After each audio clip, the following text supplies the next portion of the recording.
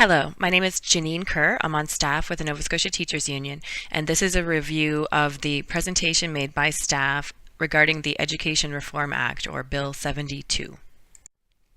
This slide refers to the strike mandate that the NSTU sought a couple of weeks ago when we came around and did presentations at regional meetings. So the slide attempts to identify on the left column what we were concerned would be in the legislation, and in the right-hand column, now that we actually see Bill 72 and see the legislation, it allows us to compare what actually happened. So the first item is teacher certification and the creation of College of Teachers. That did not happen. There was not a college in this legislation, so we won't discuss it any further. The second item is the amendments to the Teachers Provincial Agreement, the Provincial Collective Agreement, and all of the regional collective agreements. So the regional ones are, of course, between the school board and the NSTU. The changes that we were concerned about were how deeply the government would go into the regional agreements, because those speak to staffing, and there were a number of staffing related items in the Glaze report, and also how many changes will be forced into the Teachers Provincial Agreement. So you'll see in the right-hand slide that the changes are limited to really what's required to implement the changes in the various acts, and we'll go over it a little bit later, but really it's around removing principles from application of the collective agreements and from union membership, and around changing names from the superintendent becomes the regional education executive director, or the regional executive director of education, and the school boards become an education entity, or their new name is going to be a regional center for education. The third item on the chart on the left is removal of administrators from the NSTU, and this one did happen in legislation, unfortunately. The legislation in a real nutshell is that administrators, but not including department heads and consultants, are removed from the NSTU but do maintain their benefits and an affiliation with the NSTU, and we'll spend a lot of time later in this presentation talking about that. The fourth item on the left-hand column is professional development tied to government priorities. The Glaze report promised to allow the government to dictate or to indicate, to require teachers to take certain professional development or not take certain professional development. As you know, Article 60 is the article in the Provincial Collective Agreement that earmarks some $6 million and change to go to regional committees and to be dispersed for professional development at the discretion, essentially at the choice of teachers, and the money is dispersed and administered jointly by the school boards and the regions. So we were very concerned that the professional development rights that we have now that flow from the collective agreement would be taken away or would be interfered with. But you'll see in the right-hand column there is not any legislation on professional development. On the next item on the left-hand column is the Student Progress Assessment Office. That's the independent office that they proposed creating that would deal with standardized tests and would report to the public on Nova Scotia students' results in standardized tests. The right-hand column indicates that they decided not to create that, or the legislation does not include a Student Progress Assessment Office. The next item on the bottom left of the chart is provincial mobility. The Glaze report indicated, and Mr. Churchill indicated, that the government would be moving forward with province-wide seniority to allow teachers to move between regions and keep their seniority. The NSTU had a lot of concerns about what that would actually mean and the unintended consequences. And you'll see that they have decided not to, or there is no legislation included. There's no province-wide seniority included in the legislation. This next slide, we begin to talk about what the reform of the administration of the public education system, or the Reform Act, what it actually looks like. And there's only one act, but it does amend, it does change a whole bunch of other acts, and in essence effectively creates two new ones. So we start with Bill 72, which is the Education Reform Act. It's going to make changes, or it was passed last night in the House, so it has made changes to the Education Act. So that's the current Education Act, or the old Education Act, I should say now. The amendments to the old Education Act now make the result that it's only going to apply to CSAP. So the old Education Act still lives on. It's been changed by the Reform Act, but it's only going to apply to the CSAP, to the Conseil Scolaire Acadien Provincial, the French language school board. Other amendments that the Reform Act makes are to the Teachers Collective Bargaining Act. That's the act that allows us as a union to bargain collectively, because the Trade Union Act doesn't really apply to us. And the Teaching Profession Act has also been changed. The Teaching Profession Act is the act that creates the NSTU, tells us who has to be members of the NSTU, who can be members, who's required to be members by statute. So they have changed the Teaching Profession Act as well to exclude administrators effectively. The Education Reform Act creates two new acts. So Schedule A of the Reform Act is actually a brand new Education Act, and that new Education Act is going to apply to all of the Anglophone school boards. Schedule B of the Reform Act is this new Public School Administrators Employment Relations Act. So I will refer to that one probably as the Administrators Act. It's the act that creates a new association for administrators, requires them to be members, and so on. We'll talk about it in more detail in the slides to come. The amendments to the following collective agreements, I alluded to this on that first slide, but the Teachers Provincial Agreement has been changed, all of the regional agreements have been changed, and essentially the back of the Reform Act contains schedules. So if you're interested, you could take your regional agreement, like Chignecto Central's regional agreement, find the schedule in the back of the Reform Act, and you'll see that it's listed very specifically about what has changed. So it might say Section 2A is changed by striking out this word and replacing it with the following word. So every regional agreement has been changed, and the Teachers Provincial Agreement has been changed. In effect, they're changed to remove the administrators and to remove the provisions that relate to things that only apply to administrators. In addition, the new Education Act amends a number of other pieces of legislation. These ones are not significant in the sense that they're not making substantive changes to these other acts. They're really just changing the nomenclature. So you'll see that in the Anti-Idling Act or the APSI Act or the FOIPOP Act, they're just changing a school board to an education entity and a superintendent, because superintendents have been renamed Regional Executive Directors of Education. So really the additional pieces of legislation listed here, and there are others, are only changing names, so they're not significant in terms of the actual content. Bottom bullet on this slide says that the government has also indicated that a new CSAP Act will be introduced during this sitting of the legislature. So to recap, the Reform Act last night changed the old Education Act, amended it, and made it applicable only to the CSAP. And it created a new Education Act for all of the Anglophone boards. And the government has told us, although we have not seen this new legislation, that it intends to bring a new CSAP Act, presumably to replace the old Education Act that's only going to apply to the CSAP now. But the government has not provided us a copy of that or anyone, so we don't have any information on what that new CSAP Act might look like. The Education Reform Act, like I said earlier, creates a new Education Act for all of the current English language school boards, and that's effective April 1st of 2018. And it amends the current Education Act to continue to apply to the CSAP, and that's also effective April 1, 2018.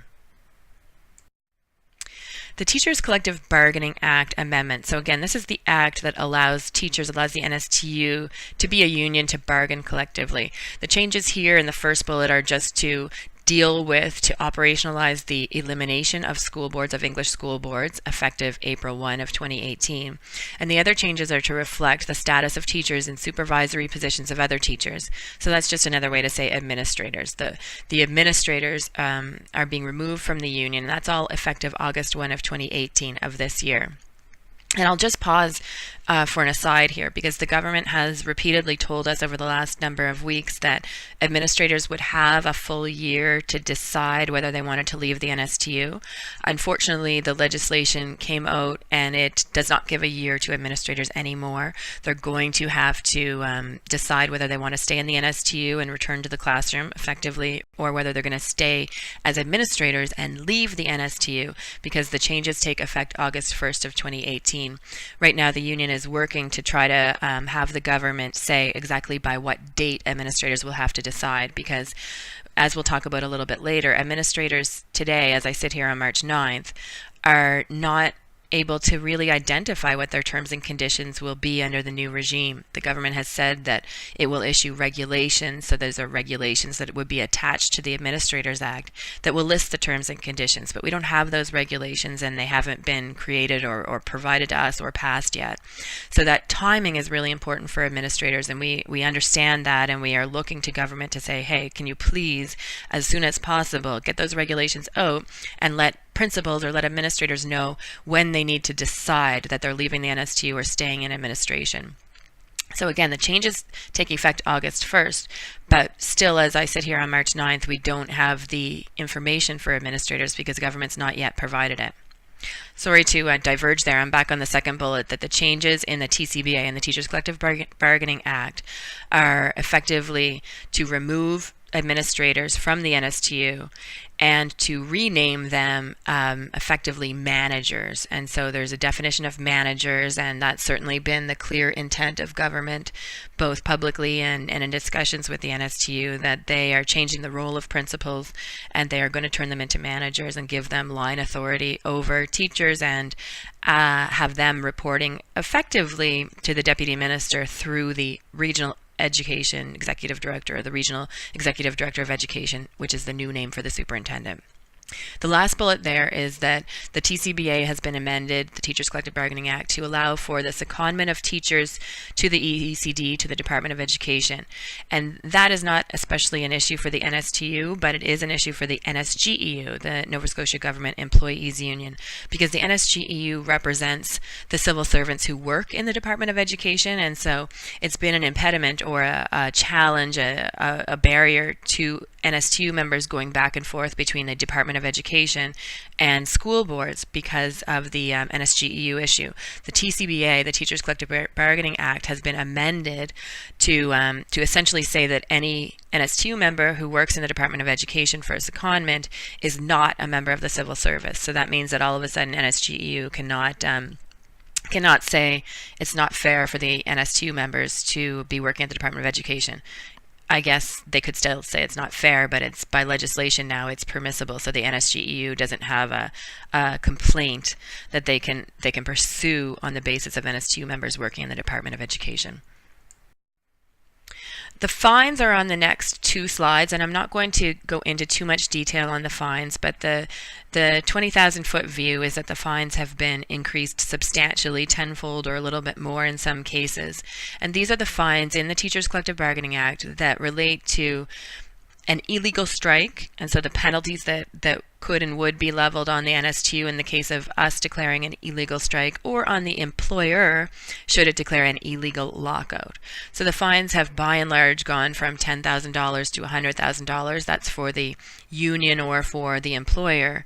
And the fines for representatives or directors of the union have also increased, and those ones are going rather from $200 to $10,000. So the fines have gone up significantly for the employer, for the union, and for directors or representatives like the provincial executive or the president of the union who declare or authorize an illegal strike. The fines have not changed for individual teachers.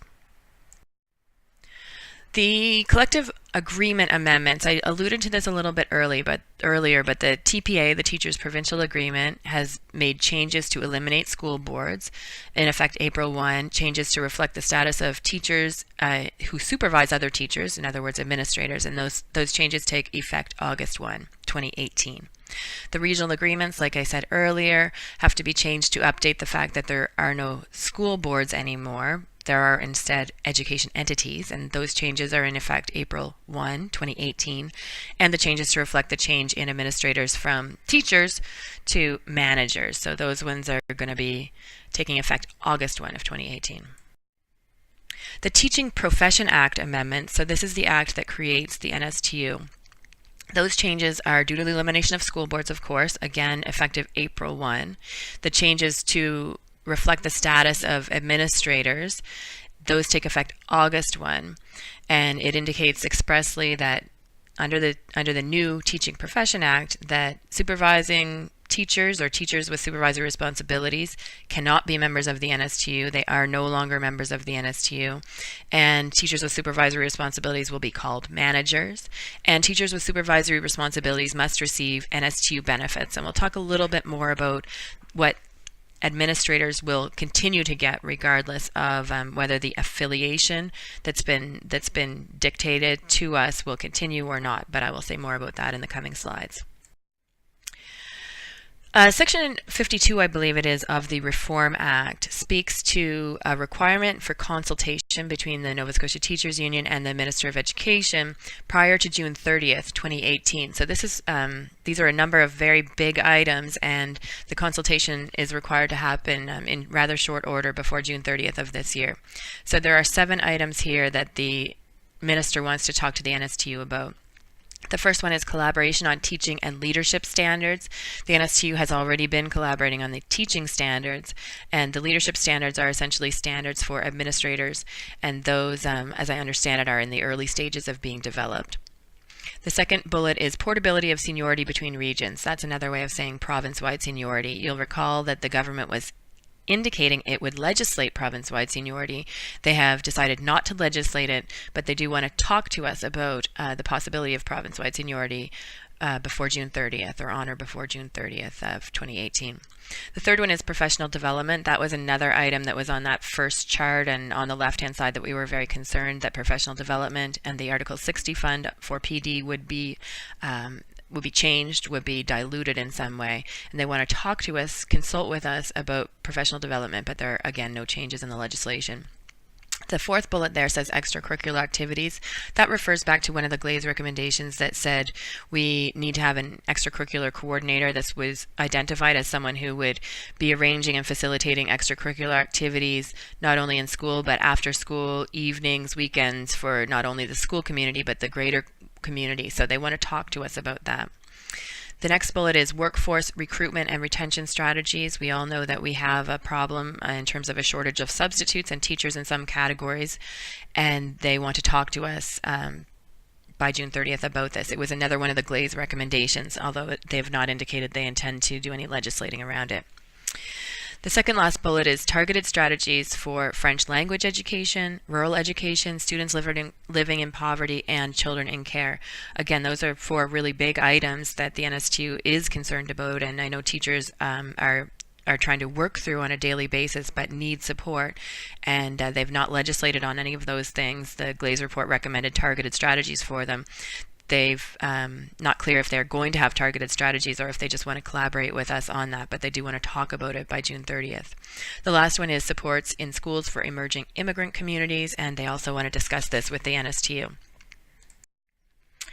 Now we'll talk about the Public School Administrators Employment Relations Act. So this is Schedule B of the Reform Act. It's when the act was passed last night, it became its own act. So it's an independent act. And this is the act that sort of plucks those administrators who've been removed from the union, from the superintendent, coordinators, directors, principals, vice principals. They've been taken out of the union, and now they're popped into this newly created, effective August 1 of 2018, Public School Administrators Association of Nova Scotia. So I'm just going to call it the Administrators Association. So the Act creates this Administrators Association. It requires administrators to be members of it. It indicates that only administrators can be members of the association. And it says the association will be governed by the Societies Act. Because it's not a union, it's not a corporation, it has to have some type of government structure or structure that's identified as what is it, and it's going to be under the Societies Act. So when the association is being formed and is looking at what its bylaws need to include and so on, they'll be referring back to the Societies Act. So it's like a society or a club, this association. And the association is going to have a forced affiliation with the NSTU. So the legislation itself says this new association is affiliated with the NSTU. And we'll talk a little bit more on the next slide about the parameters in legislation for the affiliation and the other things that will need to be decided as we go forward. The association here on the next slide says the association may negotiate a memorandum of understanding, so an MOU, with the employer regarding the terms and conditions of employment. I said earlier that we expect, the government has said that the regulations associated with this act are going to include the terms and conditions of employment for administrators. And we don't have those regulations. We're asking for them, and it's entirely reasonable that administrators are saying, where are the regulations so I can understand what it is that I need to make a decision around, so I can understand what are really my terms and conditions of employment.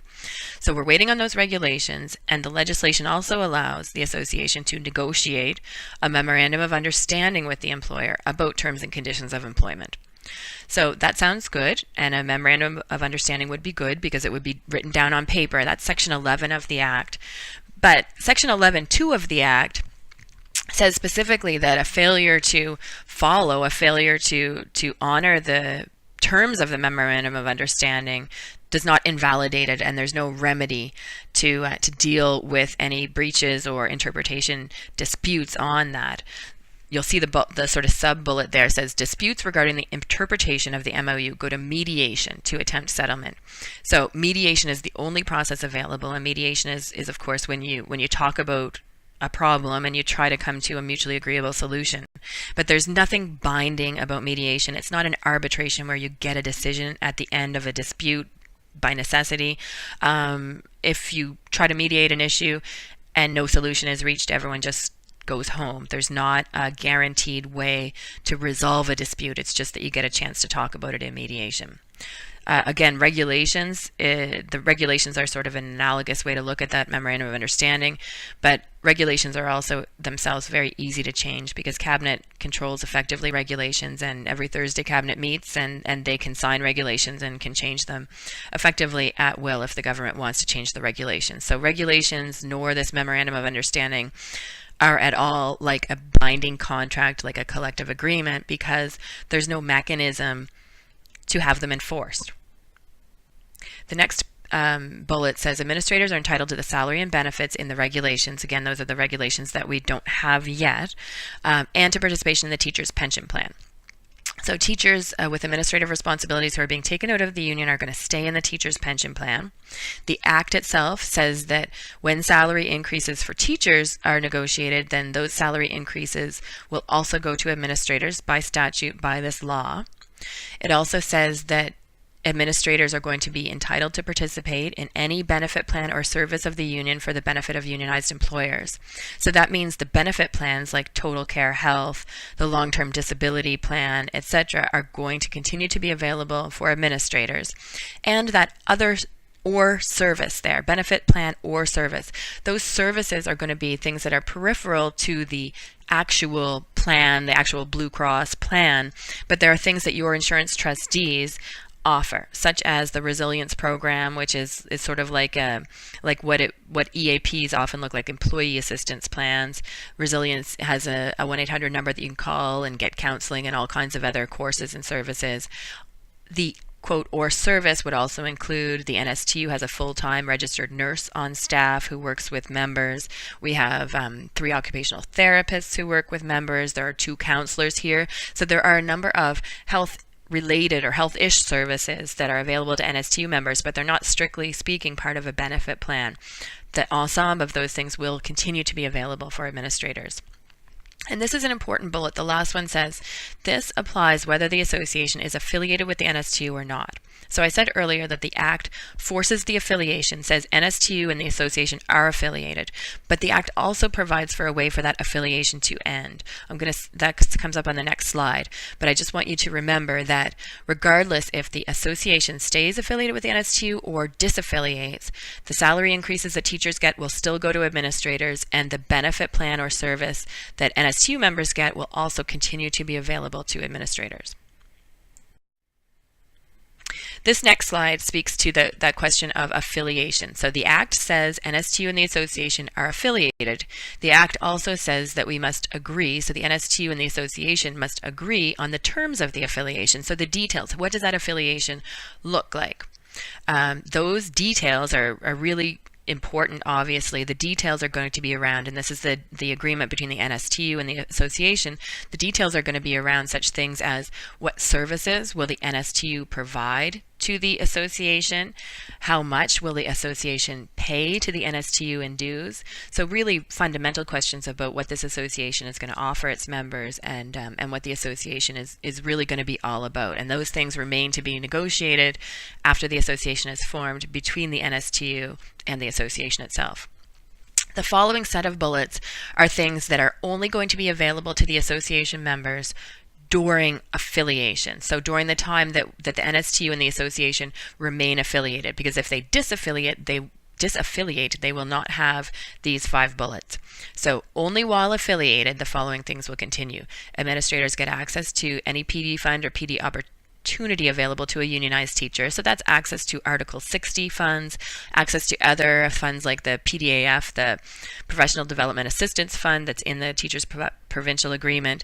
So those pedagogical opportunities will continue to be available to administrators so long as the NSTU and the association are still affiliated. The next one is that administrators, so long as the affiliation continues, are able to serve as insurance or pension trustees.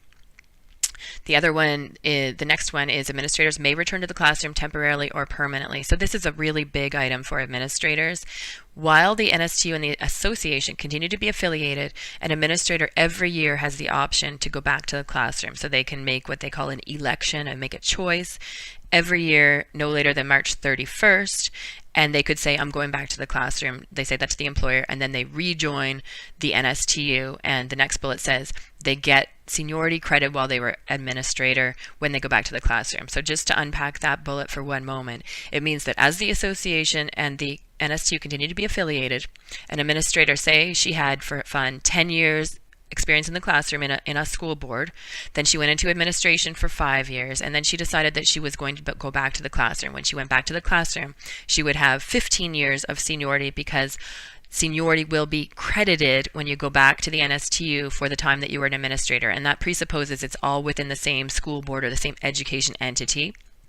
So you get that seniority credited, because it would appear that seniority is not going to be calculated, or it's not going to mean anything for administrators otherwise, unless they were able to negotiate something with government that said their seniority meant something. So seniority will be credited to administrators who return to the classroom so long as we remain affiliated.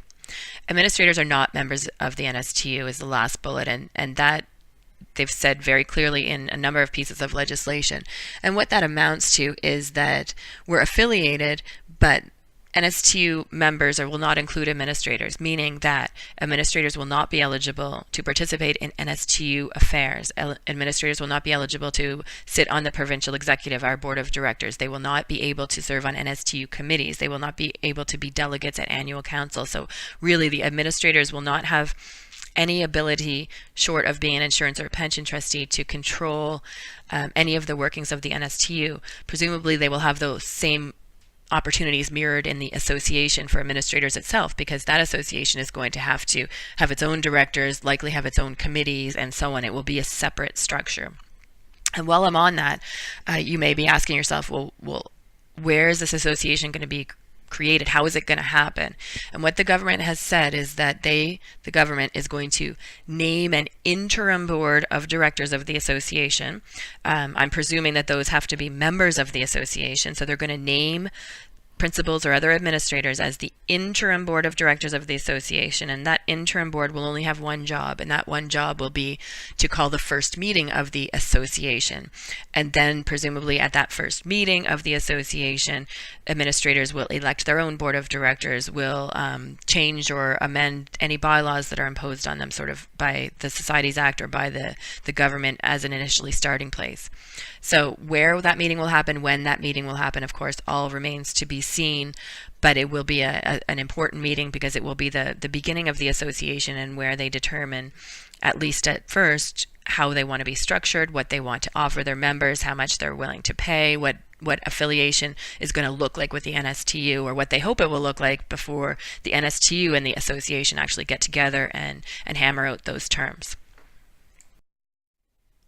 The affiliation can be terminated, like I said earlier. So the affiliation as between the NSTU and the Administrators Association can be terminated essentially on the direction of the administrators, the members of the association.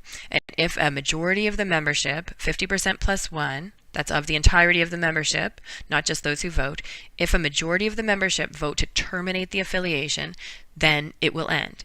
And so what that means is, and of course the vote's going to be overseen by an appointee, not the labor board because it's not a union, but the government will presumably facilitate or direct who is going to be a sufficient appointee, certify the results, and so on. So that vote is definitely going to happen in February of 2019. The legislation says so. So in February of 19, there'll be a vote put to all administrators, and it will say, do you want to terminate the affiliation with the NSTU?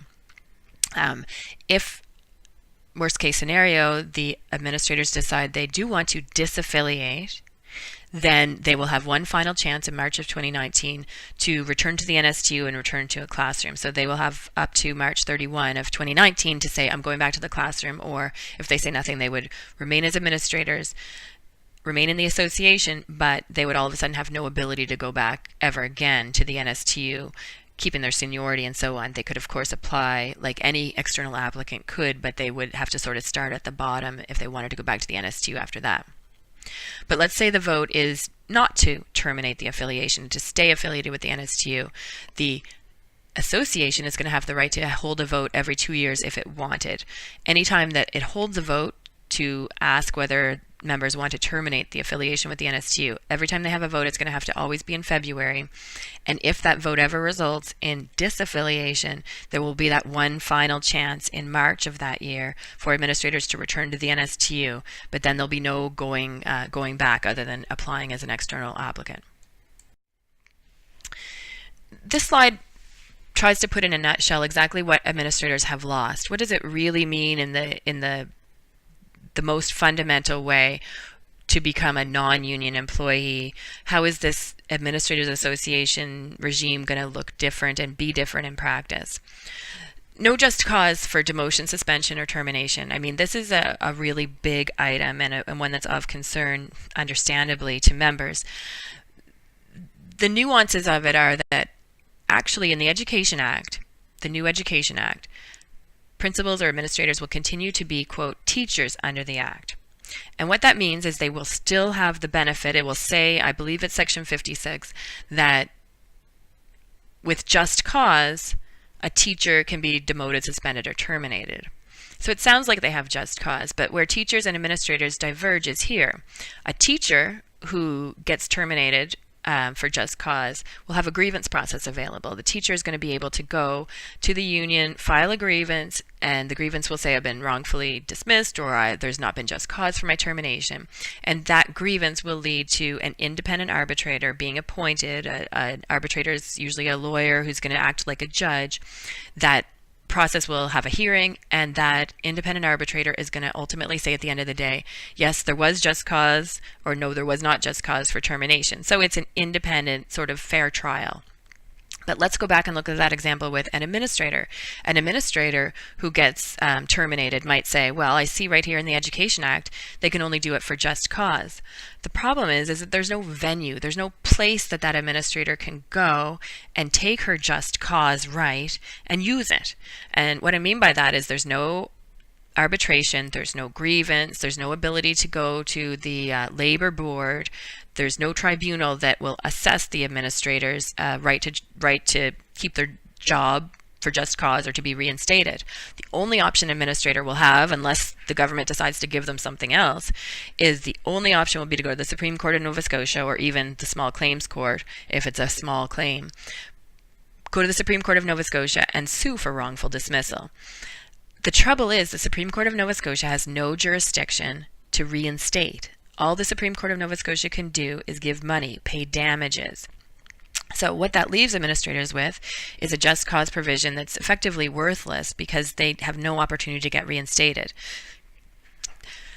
The next item is no collective bargaining. So administrators are not going to have collective bargaining. There's no real protection for terms and conditions of employment. Like I said earlier, Section 11, subsection 2 of the Administrators Act says that any memorandum of understanding that the administrators might reach with the government is effectively not enforceable. If there's a dispute, it's still valid, and there's no remedy available.